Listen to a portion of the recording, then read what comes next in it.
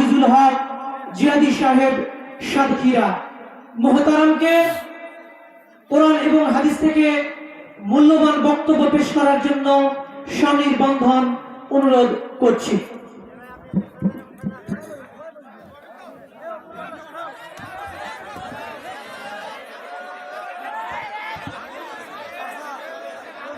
আসসালামু আলাইকুম ওয়া রাহমাতুল্লাহি ওয়া বারাকাতুহু।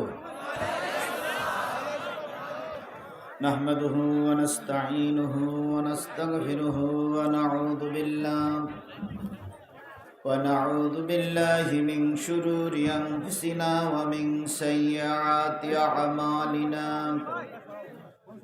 মান ইয়াহদিহিল্লাহু ফালা মুদিল্লা লাহু ওয়া মান ইউদ্লিলহু ফালা হাদিয়া লাহু। ونشهد أن لا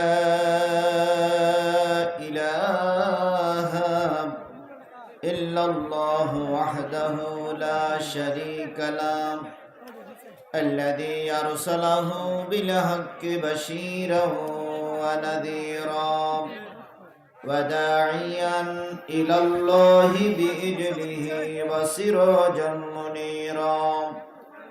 فقد قال الله تعالى في كلامه المجيد وفرقانه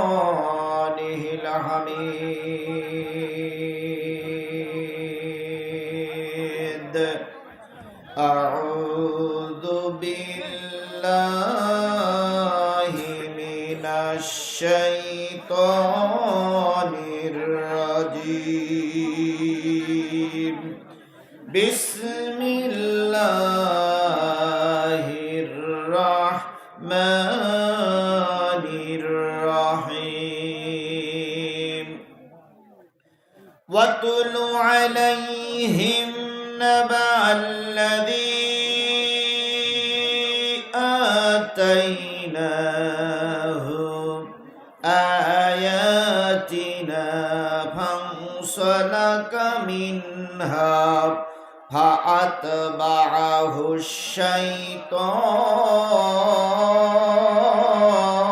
الشيطان فكان من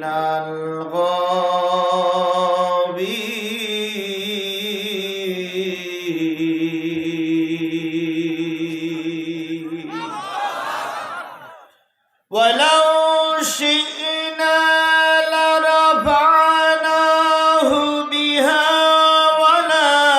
ولكنه أخلد إلى الأرض واتبع هواه فمثله كمثل القلب إن تحمل عليه يلهث أو تتركه يلهث ذلك مثل القوم الذين كذبوا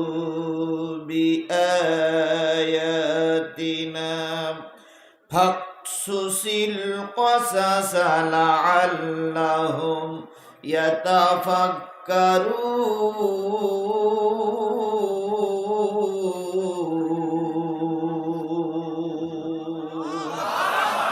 صدق الله المولانا العظيم. إن الله وملائكته يصلون على النبي يا أيها الذين آمنوا صلوا عليه وسلموا تسليما.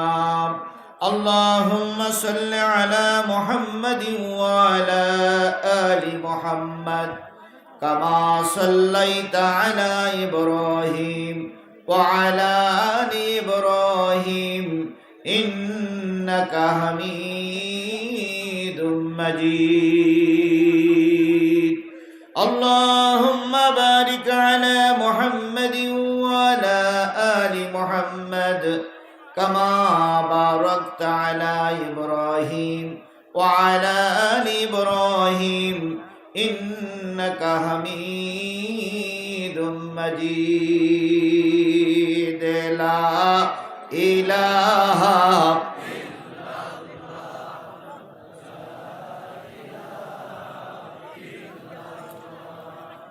লা ইলাহা লা ইলাহা লা ইলাহা ইল্লাল্লাহ মুহাম্মাদুর রাসূলুল্লাহ লা ইলাহা লা ইলাহা লা ইলাহা ইল্লাল্লাহ মুহাম্মাদুর। সকলে জবান খুলে একসাথে এক বাক্যে বলছি সাল্লাল্লাহু আলাইহি ওয়াসাল্লাম। বগুড়া জেলার শিবগঞ্জ উপজেলার মাঝিহট্ট কুলতলি আনোয়ারুল উলুম কওমি হাফিজিয়া নুরানি মাদ্রাসার উদ্যোগে অনুষ্ঠিত হচ্ছে ২৭তম একদিন ব্যাপী তাফসিরুল কোরআন মাহফিল। 22শে জানুয়ারি 2024, 8ই মাঘ 1430 রস সোমবার। আজকের এই মাহফিলের সম্মানিত সভাপতি, মাহফিলের উপদেষ্টা সভাপতি জনাব আব্দুস সোবাহান মণ্ডল, অবসরপ্রাপ্ত উপপরিচালক বেস, মাহফিলের সভাপতি হিসেবে উপস্থিত জনাব আলহাজ মোহাম্মদ ইদ্রিস আলী ফকির মাঝিহট্ট, সহসভাপতি আলহাজ মোহাম্মদ বাবলু মণ্ডল, বিশিষ্ট ব্যবসায়ী মাঝিহট্ট। আজকের এই মাহফিলের সম্মানিত প্রধান অতিথি জনাব মোহাম্মদ ফিরোজ আহমেদ রেজু, চেয়ারম্যান শিবগঞ্জ উপজেলা পরিষদ। বরণ্য অতিথি জনাব সাইফুল ইসলাম শাহিনুর, ভারপ্রাপ্ত চেয়ারম্যান 5 নম্বর মাঝিহট্ট ইউনিয়ন পরিষদ ও সকল মেম্বার সদস্যগণ, জনাব হারুনান রশিদ, জনাব মোহাম্মদ গোলজার হোসেন সহ আজকের এই মাহফিলের দাওয়াতি অতিথিবৃন্দ, বরণ্য অতিথিবৃন্দ, বিশেষ অতিথিবৃন্দ। আলোচনা করে ধন্য করেছেন বিশিষ্ট ইসলামী চিন্তাবিদ, তরুণ উদীয়মান বক্তা, সুললিত কণ্ঠের অধিকারী, আপনাদের এই এলাকার কৃতি সন্তান, আমার প্রিয় ছোট ভাই হযরত মাওলানা মাকসুদ আল মাসউদ আজমি, খতিব, চানপাড়া সেন্ট্রাল শাহী জামে মসজিদ, উত্তর ঢাকা। আলোচনা করেছেন কারি মাওলানা মোহাম্মদ রফিকুল ইসলাম, মুহতামিম কুলতলি আনোয়ারুল উলুম কওমি হাফিজিয়া ও নুরানিয়া মাদ্রাসা সহ মঞ্চ উপবিষ্ট গর্বিত মায়ের গর্বিত সন্তান, শ্রদ্ধেয় ওলামায়ে হযরত।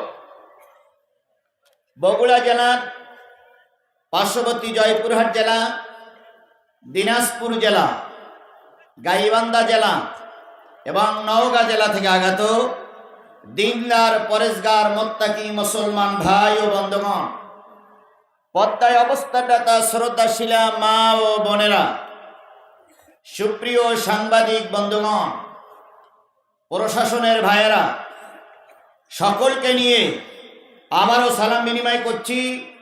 আশা করছি সালামের জবাবটা সবাই মিলে জোরে সোরে দিবেন।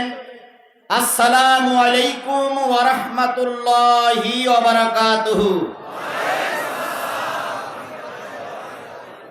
শুকরিয়া আদায় করছি সেই মালিকের, যে মালিক এই প্রচন্ড ঠান্ডার ভিতরে নিজের কর্মকে পিছনে রেখে পরিবারের কাছ থেকে বিদায় নিয়ে নিজের পকেটের টাকা খরচ করে এই খোলা মাঠে আপনাকে আমাকে কোরআনের জন্য আসার তৌফিক দান করেছেন।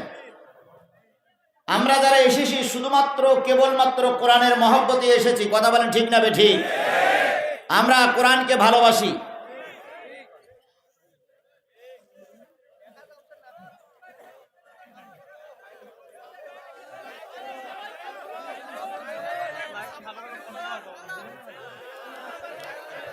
আচ্ছা, বুঝলাম। এবার আপনারা দেখতে পাচ্ছেন না, এইবার এনারা তো দেখতে পাবে না।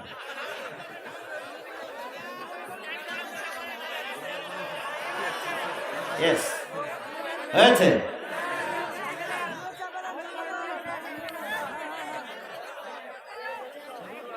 আচ্ছা, 50 কিলোমিটার দূর থেকে এসে যদি হুজুরির মুখ না দেখা যায়, এটা তো খুবই ব্যথা। আচ্ছা, এই লোকগুলো উঠে যাচ্ছে কেন? ওনাদের কি সমস্যা হলো? ও, মাদ্রাসা ছাত্র তো। ওনারা কি কয়টা পর্যন্ত সময় নিয়ে আসছিলেন? শুরুই হতে বললো না, তার আগে চলে যাচ্ছে।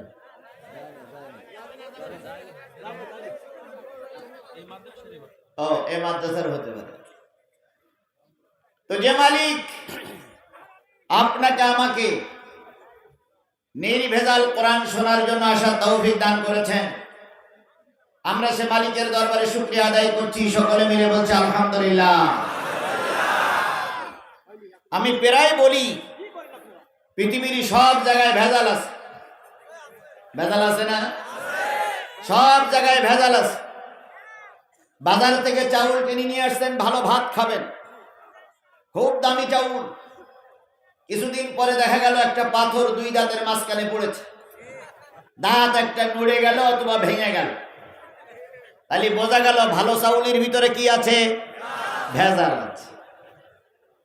শীতকালে নারকেল তেল জমে যায়, এটাই হলো তার ধর্ম। সরিষার তেল চেয়ে থাকে, এটাই তার ধর্ম। কথা ঠিক না বেঠিক? কিন্তু দুর্ভাগ্যবশত এখন দেখা যায় যে নারকেল তেল চেয়ে থাকে আর সরিষার তেল জমে যায়। তার মানে বোঝা গেল ওই তেলের ভিতরে কি হয়েছে? ভেজাল ঢুকেছে। এরপরে বাজার থেকে বিষ কিনে নিয়ে আসছেন, খেয়ে মারা যাবে।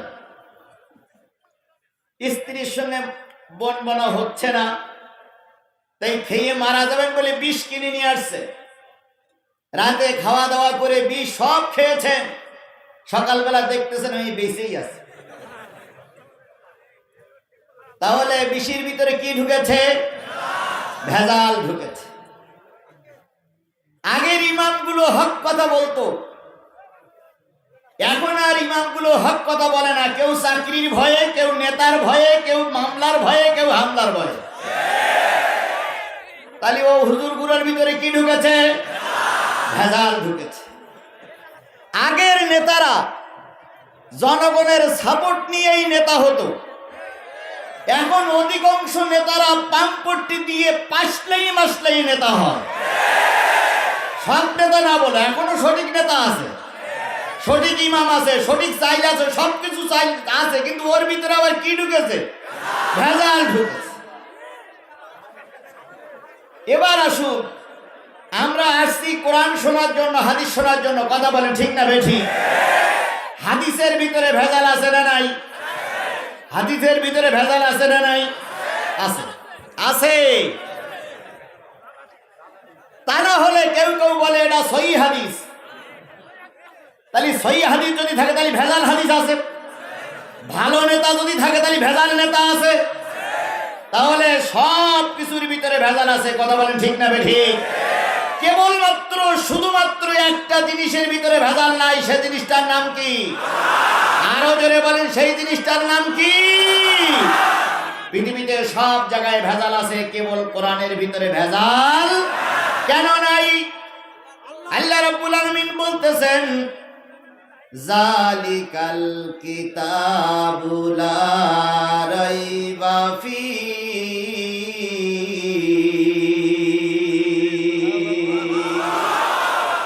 শোনো দুনিয়ার মানুষ, এটাই সেই কিতাব যেই কিতাবের ভিতরে কোনো ভেজাল, যেই কিতাবের ভিতরে কোনো ভেজাল নাই।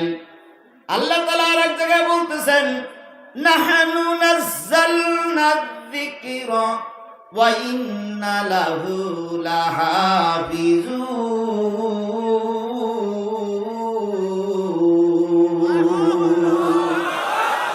পৃথিবীর সব জায়গায় ভেজাল হলো, কোরআনে কেন ভেজাল ঢুকলো না? আল্লাহ তার জবাব নিজেই দিচ্ছেন, এই কোরআন নাজিল করেছি আমি আল্লাহ, আর এই কোরআনের হেফাজতের দায়িত্ব আমি আল্লাহ নিজেই নিয়ে নিয়েছি। তাহলে আল্লাহ যে জিনিসগুলো নেয় সেগুলোর ভিতরে ভেজাল থাকে না। কথা বলেন ঠিক না বেঠিক? জন্মের পরের থেকে দেখতেছি রাত দিন ভেজাল আছে। জন্মের পরের থেকে দেখতেছি রাত দিন ঠিক মতন হয়, এর ভিতরে ভেজাল আছে। জন্মের ভিতর থেকে দেখতেছি গ্রীষ্মকাল হয়, শীতকাল হয়, বর্ষাকাল হয়, এর ভিতরে ভেজাল নেই। কারণ এগুলো নিয়ন্ত্রণ করে কে? আল্লাহ। যেগুলো নিয়ন্ত্রণ করে ওইগুলোর ভিতরে ভেজাল থাকে না। এক প্রেসিডেন্ট বলেছিল উপজেলায় শান্তি, পক্ষান্তরে আর একজনে বলল উপজেলায় অশান্তি। তাহলে একজন উপজেলায় শান্তি দেয় আর একজন উপজেলায় অশান্তি দেয়, কারণ ওরা হলো মানুষ নিয়ন্ত্রিত। মানুষ নিয়ন্ত্রিতর ভিতরে শান্তি থাকে না। আল্লাহ যারা নিয়ন্ত্রণ করে ওটার ভিতরেই শান্তি। তাহলে বলুন তো কোরআন নিয়ন্ত্রণ করেছেন কে? তাই এর ভিতরে কি নাই? ভেজাল নেই। এবার আসুন, এই কোরআন যারা শুনতে আসে আর যারা শোনে তাদের ভিতরেও ভেজাল নাই। তাদের ভিতরেও ভেজাল। যেগুলো ভেজাল আছে, রক্তে ভেজাল, কামে ভেজাল, ইমানে ভেজাল, জন্মে ভেজাল, তারপরে বাপের বিয়েতে ভেজাল, ওর বিয়েতে ভেজাল, ওই সেইগুলো চার দোকানে বাদামের দোকানে ঘুরিয়ে বেড়াচ্ছে। আর যেগুলো ভেজাল নাই সেইগুলো কোরআনের মাহফিলে এসে বসে গেছে। কথা বলেন ঠিক না বেঠিক? আর এর ভিতরেও কিছু ভেজাল মার্কা লোক আছে, কিছুক্ষণ পরে দেখবেন বিভিন্ন অজুহাত খাড়া করে টুকটাক টুকটাক করে উঠে যায়। এগুলো ভেজাল। তাহলে আল্লাহ যে অগণিত মানুষের ভিতরে নির্ভেজাল করে আপনাকে আমাকে কোরআনের মাহফিলে বসার সুযোগ দিয়েছেন, এজন্য কার শুকরিয়া আদায় করব? সবাই মিলে বলছে আলহামদুলিল্লাহ। ভাই আপনারা যারা দাঁড়ায় আছেন, আপনাদের সঙ্গে নিশ্চয়ই আমার জমি জায়গা নিয়ে মামলা আছে। ইট পাটকেল নিয়ে দাঁড়াই থাকলে মেরে দৌড়ি মারে। বসে দাঁড়াই থাকলে খারাপ দেখা যাচ্ছে। বিশ্ব মানবতার শ্রেষ্ঠ বন্ধু, সমস্ত নবী রাসূলদের শ্রেষ্ঠ রাসূল, আমাদের প্রিয় ভাজন নেতা, যার সুপারিশ ছাড়া কোনো মানুষ জান্নাতে যেতে পারবে না, সেই নন্দিত নেতার নামে দুরূদ আর সালাম সবাই মিলে বলছি সাল্লাল্লাহু আলাইহি ওয়াসাল্লাম। বন্ধুগণ, এই যে কষ্ট করে এসেছি আমরা কি শোনার জন্য? সবাই মিলে বলুন কি শোনার জন্য? এই কোরআনের বিষয়বস্তু কি? এই কোরআনের বিষয়বস্তু কি? এই কোরআন নাজিল হয়েছে কাদের জন্য? হুদাল লিন্নাস, মানুষের জন্য। এটা একটা হেদায়েতের কিতাব। কিসের কিতাব? হেদায়েতের কিতাব। এর থেকে মানুষ শিক্ষা নেবে।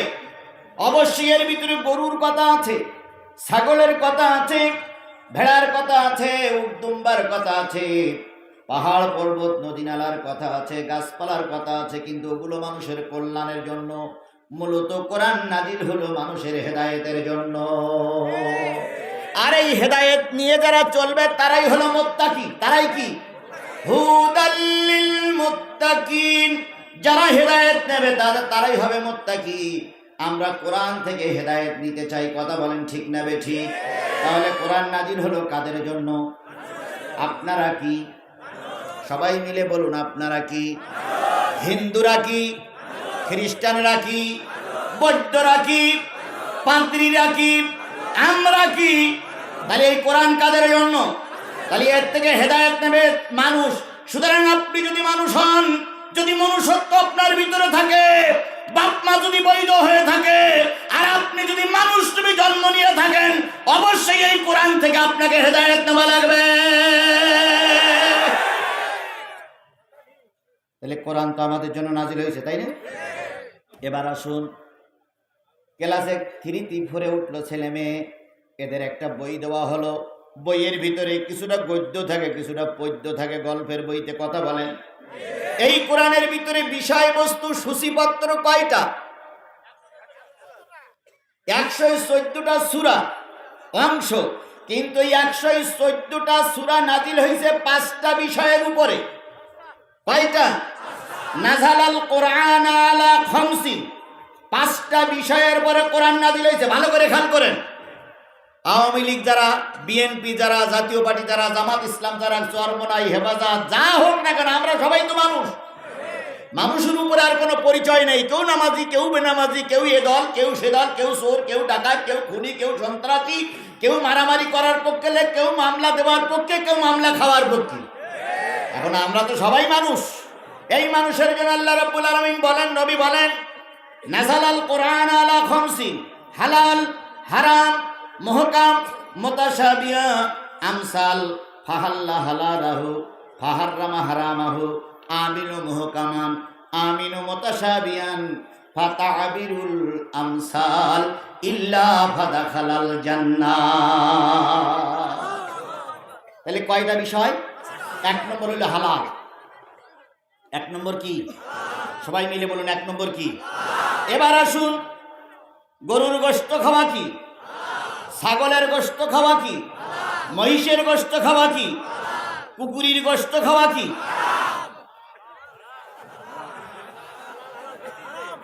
হারাম। এবার বলুন তো, কুকুর জবাই করলি গোশত লাল না সাদা? ছাগল জবাই করলি গোশত লাল না সাদা? তাহলে ছাগলের গোশত লাল, কুকুরের গোশত লাল, কিন্তু কুকুরের গোশত খাওয়া হারাম কে করে দিয়েছে? এই জন্য গোশের মতন গোশ দেখলেই খাওয়া যাবে না। বিয়ে করলেও সন্তান হয়, না করলেও সন্তান হয়, হয় না? বিয়ে করলেও সন্তান হয়, না করলেও সন্তান হয়। বিয়ের আগে যে সন্তান হয়, সন্তানটা কি সন্তান? অবৈধ সন্তান। অথচ বিয়ে করার পরে যে পদ্ধতি অবলম্বন করতে হয়, বিয়ে না করার আগে ওই একই পদ্ধতিতে সন্তান হলো, কিন্তু মাঝখানে একটা পদ্ধতি বাদ দেওয়ার কারণে ওই সন্তানটা কি সন্তান হলো? অবৈধ যারও সন্তান হলো। ঠিক তদ্রূপ নেতারা দুই পাশে বসা, নেতা নির্বাচন করলে কোন নেতা বৈধ হয়, কোন নেতা অবৈধ হয়। সুষ্ঠু নির্বাচন এবং সুষ্ঠু পদ্ধতি মেনে যে নেতা হয়, ওই নেতা হয় বৈধ, আর অন্য পন্থায় যারা আসে ওই নেতা হয় অবৈধ।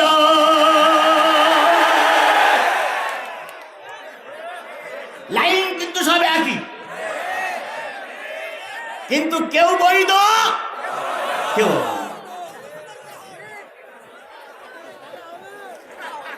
এবার আসুন, তাহলে এই কোরআনে প্রথম কি?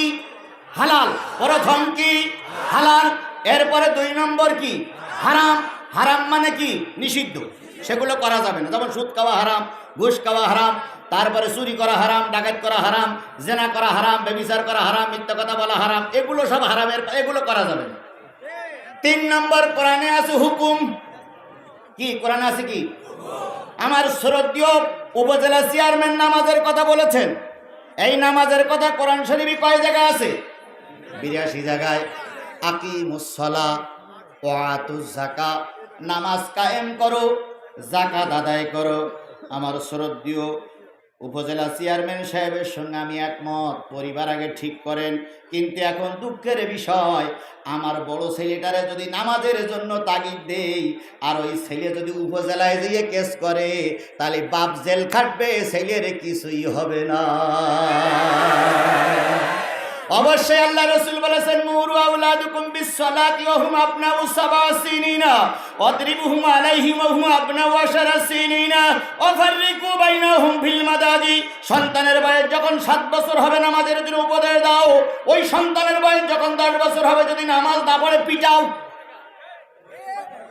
সংসার আলাদা করে দাও, সংসার থেকে বের করে দাও। এটা হলো হাদিস কোরআনের নির্দেশ।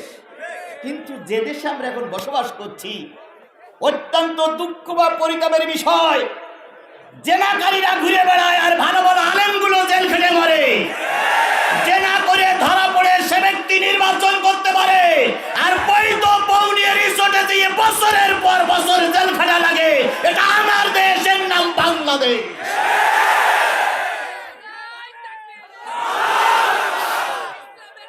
আমার ভাইয়েরা, আমার কথা বলতে দেন। আমার ভাইয়েরা, তাহলে 3 নম্বর কি? হুকুম।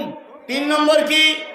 ওয়াকাতাবনা আলাইহিম ফিহা আন্নান নাফসা বিন নাফসি ওয়ালাইনা বিলাইনি ওয়ালানফা বিলানফি ওয়ালুজুনা বিলুজুনি ওয়াসসিন্না বিসসিন্নি ওয়াল জুরুহা কিসাস। আল্লাহ রাব্বুল আলামিন বলেন কোরআনে হুকুম করলাম হত্যার বিনিময়ে হত্যা করো, নাকের বিনিময়ে নাক নাও, কানের বিনিময়ে কান নাও, চোখের বিনিময়ে চোখ নাও, দাঁতের বিনিময়ে দাঁত নাও, আঘাতের বিনিময়ে আঘাত করো। এটা কোরআনের হুকুম। নামাজ পড়া হুকুম, রোজা রাখা হুকুম, পর্দা করা হুকুম, শরিয়াতের হুকুম মেনে চলা, এগুলো হলো হুকুম। কয় নম্বর গেল? 3 নম্বর। 4 নম্বর কিছু মুতাশাবিহার আয়াত আছে, আলিফ লাম মিম কাফ হা ইয়া আইন সাদ নুন ইয়াসিন, এগুলো মুতাশাবিহার আয়াত, এগুলোর পর ঈমান আনো, ঘাটাঘাটি করার দরকার নেই। 5 নম্বর হলো মেসাল। মেসাল মানে কি? কাহিনী। মেসাল মানে উদাহরণ, কাহিনী। মেসাল মানে উদাহরণ, কাহিনী। আজকে আমি উদাহরণের কাহিনীর কথা একটা বলবো। সূরা আরাফের 175, 76, 77, 78 3টা আয়াত। একটা মুসা আলাইহিস সালামের জীবনের একটা ঘটনা এখানে আল্লাহ পাক কোরআনে বলেছে, ওটা আমি বলবো ইনশাআল্লাহ। এই জন্য কোরআনের ভিতরে কাহিনী আছে। আদম আলাইহিস সালামের কাহিনী আছে না নাই? আদমের কাহিনী যেখানে আছে সেখানে কার কথা আছে? ইবলিসের কথা আছে। মুসার কথা আছে না নাই? মুসার কথা যেখানে আছে সেখানে কার কথা আছে? ফেরাউনের কথা আছে। আচ্ছা, ইব্রাহিম আলাইহিস সালামের কথা আছে না নাই? ইব্রাহিমের কথা যেখানে আছে সেখানে কার কথা আছে? নমরুদের কথা আছে। মুহাম্মদ সাল্লাল্লাহু আলাইহি সাল্লামের কথা আছে না নাই? মুহাম্মাদের কথা যেখানে আছে সেখানে আবু জেহেল আছে, আবু লাহাব আছে। তাহলে যেখানে ভালো লোক আছে সেখানেই খারাপ লোক আছে। কথা বলেন ঠিক না বে ঠিক? আজও সমাজে ভালো লোক আছে, ফেরাউন মার্কা লোক আছে। ভালো লোকের কথা শুনলে আনন্দ লাগে, ফেরাউনের কথা শুনলে তেলে এত আগুন জ্বলে কেন? তাহলে নাজিল হলো কয় বিষয়ের উপরে? হালাল, হারাম, হুকুম, ছন্দ আর হলো কাহিনী। তাহলে এই 5টা বিষয় কোরআনে আছে। কথা বলেন ঠিক না বে ঠিক? এবার এই কোরআন যে নাজিল হয়েছে আমাদের উপরে, আমাদের কাছে কোরআন দাবি করে কয়টা? এটা 5টা বিষয়, 5টা এর ভিতরে সূচিপত্র। আর কোরআন আমাদের কাছে দাবি করে হলো 6টা। কোরআন আমাদের কাছে দাবি করে কয়টা? 1 নম্বর কোরআনের দাবি হলো আমাকে পড়ো। 1 নম্বর দাবি কি? কোরআন শরীফের প্রথম আয়াত নাজিল হলো কি? ইকরা। ইকরা মানে কি? পড়ো, পড়ো। আচ্ছা বলুন তো, এই হাফিজি মাদ্রাসাটা কি পড়ানো হয় না শুধু বানাই রাখছে? সত্যি সত্যি পড়ানো হয়? এখানে কি হাফিজি মাদ্রাসা আছে? তাহলে কোরআনের প্রথম কথা কি? পড়ো, পড়ো, পড়ো। ইকরা বিসমি রাব্বিকাল্লাযী খালাক। পড়ো তোমার সেই রবের নামে যিনি তোমাকে জমাট বাঁধা রক্ত থেকে তৈরি করেছেন, সৃষ্টি করেছেন। পড়ো, শুধু পড়ো, যে পড়ে সেই বড়। জানার জন্যে পড়ো, মানার জন্যে পড়ো। পড়ো, শুধুই পড়ো, পড়ো, শুধুই পড়ো, যে পড়ে সেই বড়। তাহলে কোরআনের প্রথম দাবি হলো পড়ো। ভাই বসেন, আমি শুরু করি না ভাই, যেহেতু ব্যস্ত এখন কালেকশন করতো জেইদার ভাই ছুটি, কারণ সামনে উনি প্রার্থী। আর আমাদের যিনি ঘোষক তিনি বলেছেন ভাই গরিব মাদ্রাসাতে খেয়াল করি। এখন বড় দাদা যদি চলে যেতে খেয়াল করবে কোথার থেকে, ভাইয়ের কাছে 5 মিনিট সময় দিচ্ছে। বন্ধুগণ, তাহলে কোরআন শরীফের প্রথম দাবি কি? পড়ো। 2 নম্বর দাবি হলো বুঝিয়ে বুঝিয়ে পড়ো। কি করে পড়ো? বুঝে পড়া না বুঝে পড়া কি এক? যদি আমরা সবাই বুঝে পড়তাম তাহলে এ কথা বলতাম না, লাকুম দীনুকুম ওয়ালিয়া দিন, বুখারীর আয়াত, বুখারীর হাদিস। যদি আমরা কোরআন বুঝতাম তাহলে এ কথা বলতাম না। সিয়াসেত তাহাদিস পড়ে আমরা কমল দৌড়াইয়ে নাচ দিতে পারতাম না। একজন এমপি সাহেব বলেছিলেন আমি সিয়াসেত তাহাদিস সব পড়েছি।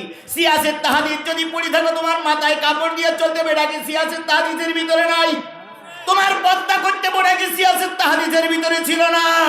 তোমার শরীর প্রদর্শনী বন্ধ করতে পারে কি সিয়াসেত তাহাদিসের ভিতরে ছিল না?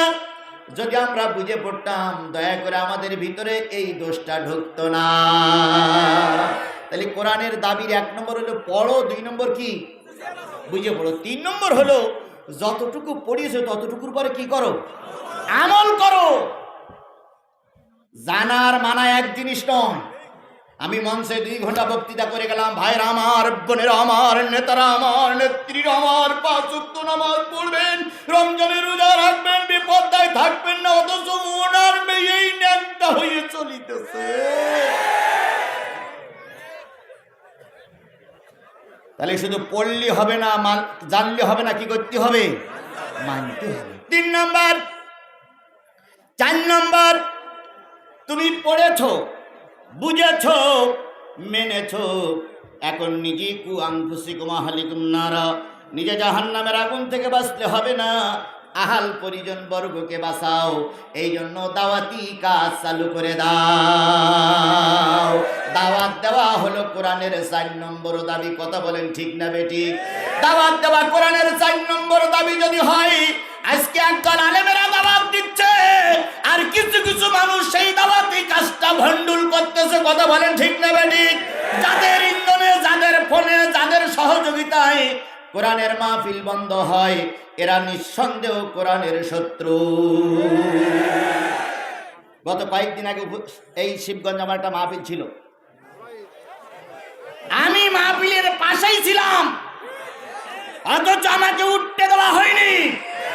যাদের ফোনে, যাদের ইন্ধনে ওই মাহফিল বন্ধ হয়েছে, তিনি যত বড় নেতা হন, কিয়ামতের দিন আল্লাহর দরবারে আপনার বিরুদ্ধে নালিশ করব, আল্লাহর কাছে বিচার দেব। আল্লাহ, এরা যতই ভালো কথা বলুক, এরা কোরআনের দুশমন, এরা কোরআনের পক্ষে নয়, এরা কোরআনের বিপক্ষে।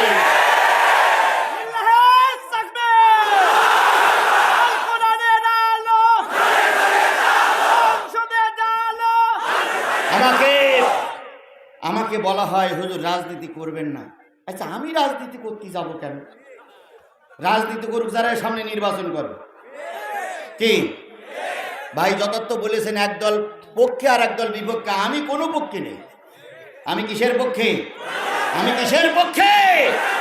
যদি পক্ষে আর বিপক্ষের লোকগুলো যদি এক প্ল্যাটফর্মে আমরা আসতে পারতাম, আল্লাহর কসম, এত মানুষের নামে মামলা হতো না, এত মানুষের জীবন দিতে হতো না। আমার দেশের একটা মানুষ মারা যাচ্ছে, আপনার ওই সবচেয়ে বড় চেয়ারের চাইতে আমার দেশের একজন মানুষের মূল্য আমাদের কাছে, আল্লাহর কাছে বেশি টাকা দরকার ছিল। অথচ মানুষগুলো পাখির মতন মরে যায়, আর ওনারা ক্ষমতা নিয়ে শুধু জেতা জেতি গুত্তু গুত্তি গুত্তি গুত্তি গুত্তি গুত্তি করতে থাকে। কিসের ক্ষমতা? যদি মানুষের পরে মহব্বত না থাকে, ওই ক্ষমতার 1 পয়সাও দাম নাই। আপনাদের মতন পাতি নেতা আমাদের দরকার নেই, আমাদের দেশ আগে বাঁচাতে হবে। তাহলে যে জিনিসটা বোঝাতে চাচ্ছিলাম সেটা হলো, দাওয়াত দিতে হবে মানুষকে কোন দিকে? এবার দাওয়াত দিয়েছেন, 4 নম্বর কাজ শেষ। আপনার দাওয়াতে বহুত লোক একত্রিত হয়েছে। আল্লাহ রাব্বুল আলামিন বলেন, যদি একত্রিত হয়ে যায়, ওই লোকগুলোরে জামাতবদ্ধ করে ফেলো। ওয়াতাসিমু বিহাবলিল্লাহি জামিয়া, ওই মানুষগুলোরে একত্রিত করে ফেলো কিসের ছায়াতলে? আরো জোরে বলেন, কিসের ছায়াতলে? এর নাম কিন্তু জামাত ইসলাম না। অনেকের মনে করে জামাত না, এর নাম জামাত ইসলাম না। তাবলিগ জামাতওয়ালারা এক জায়গা হয়, তাই তাদেরকে বলা হয় তাবলিগ জামাত। ওই রাজশাহীতে কি বলে, আহলে হাদিসের লোক হয়, তাই বলে জামাত। বিভিন্ন মসজিদে নামাজ পড়ে ওরা বলে জামাত। জামাত মানে কি? একত্রিত হওয়া, সংঘবদ্ধ হওয়া। কোরআনের দাবি আমাকে পড়ো, বুঝে বুঝে পড়ো, আমল করো, মানুষকে আহ্বান করো। এবার মানুষের আহ্বান যদি ডাকা দিয়ে সাড়া দেয়, তাহলে সবাইকে কি করো? জামাতবদ্ধ হয়ে একত্রিত হও। এবার একত্রিত হয়ে গেছে, আগে তুমি কথা বললে কেউ তোমার পক্ষে ছিল না, এখন বহুত লোক তোমার পক্ষে। তাহলে এবার এই কোরআনের আইন দেশে চালু করার জন্য পরিকল্পনা নিয়ে কোরআনের আইন চালু করো। কোরআনের আইন চালু করার আগে কয়টা ঘাত পেরিয়ে আসতে হবে? রাতারাতি বোম মেরে, কিছু পুলিশ হত্যা করে, কিছু কি বলে বিচারালয়ে বোম মেরে, নিজে নিজে রাতারাতি ইসলাম কায়েম করতে গেলে সেই ইসলাম টিকানো যায় না। 5টা ধাপ পেরিয়ে তারপর ইসলাম কায়েম করতে হয়। সেই 5টা ধাপ পেরিয়ে আজকে আপনাদেরকে একত্রিত হওয়ার তৌফিক যে আল্লাহ পাক দিয়েছেন কোরআনের জন্য, আমরা সেই কোরআনের জন্য একত্রিত হতে পেরেছি। শেষ পর্যন্ত আল্লাহ পাক আপনাকে আমাকে কবুল করুক। সকলে বলুন আমিন। আরো জোরে বলেন আমিন। আমি যে 6টা কথা বললাম, এই 6টা কথা আমল করতে গেলে তো মাদ্রাসার দরকার। মাদ্রাসা ছাড়া বাড়ি বসে বসে আমল করলে হবে? তাহলে এখানে একটা হাফিজিয়া মাদ্রাসা আছে। এই মাদ্রাসায় এই মাহফিলটা করতে কত খরচ হয়েছে বলে মনে হয়? কর্তৃপক্ষ বলতেছে 2.5 থেকে 3 লাখ। আচ্ছা, আমাদের দেশে যদি দুর্গাপূজা হয়, দুর্গাপূজায় সরকার সাহায্য করে না করে না? করে। আচ্ছা, আমাদের দেশে কোনো ঈদগায় ঈদের নামাজে সরকার কি সাহায্য করে? কেন করে না? না না, করে না এই কারণে ওরা হলো সংখ্যা লঘু আর আমরা সংখ্যা গরিষ্ঠ। এই জন্য আমরা ধর্ম করবো আমাদের পয়সায় আর ওরা ধর্ম করবে সরকারের পয়সায়। তাই হচ্ছে তো, মন্দিরগুলো সরকার বানাই দিচ্ছে, তারপরে পুজো আস্থানায় সরকার সাহায্য করতেছে, আমাদের এতে সাহায্য করবে না। তবে আমাদের এই মাহফিলে 2.5 লাখ টাকা খরচ হয়েছে। যদি সম্মানিত উপজেলা চেয়ারম্যান ভাই ফিরোজ ভাই 1 লাখ টাকা দেয়, আর ভারপ্রাপ্ত চেয়ারম্যান আগামীতেও চেয়ারম্যান হোক, এটা আমরা দাবি করি, আমরা আল্লাহর কাছে দোয়া করি, উনি যদি 1 লাখ দেয় তাহলে 2.5 লাখের কয় লাখ হয়ে গেল? 2 লাখ হয়ে গেল। বাকি 50,000 আমরা সবাই মিলে দেব। তাহলে আর আগামীকাল কর্তৃপক্ষ ঋণগ্রস্ত হবে না। এখন নেতারা 2 জনের 2 লাখ দেখ, এটাকে আপনারা একমত? কারা কারা একমত? হাত তুলে দেখান তো।